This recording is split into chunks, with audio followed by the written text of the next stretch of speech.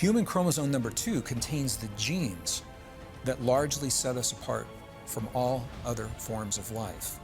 The cortex of the human brain that gives us the ability for things like logic, empathy, sympathy, compassion, the ability to consciously trigger conscious states of self-healing within our bodies.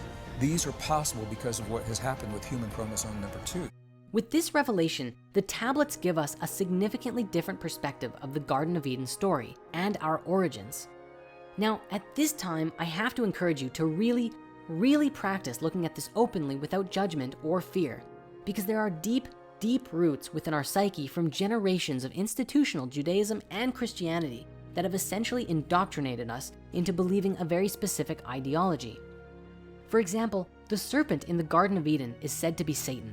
Generally, if you suggest an alternate interpretation to this, people naturally assume you must be evil yourself. So with that as a disclaimer, we get to see that the myths on which the Garden of Eden story were based actually suggests that the character who eventually was written to be the snake was really freeing us from our captivity.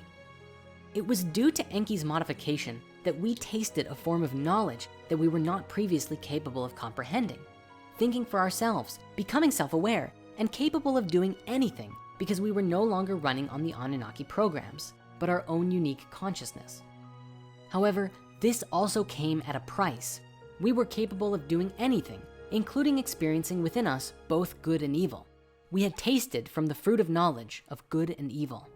Perhaps this is why the snake was written to be Satan in the creation of the Old Testament, because they had stories of paradise and gods from their ancient history, and the authors naturally assumed that the exile from the Garden of Eden was a punishment.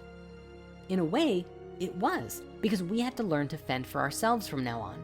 But ultimately, that would bring us to, over the next thousands of years, evolve our consciousness higher and higher and become the beings that we are today.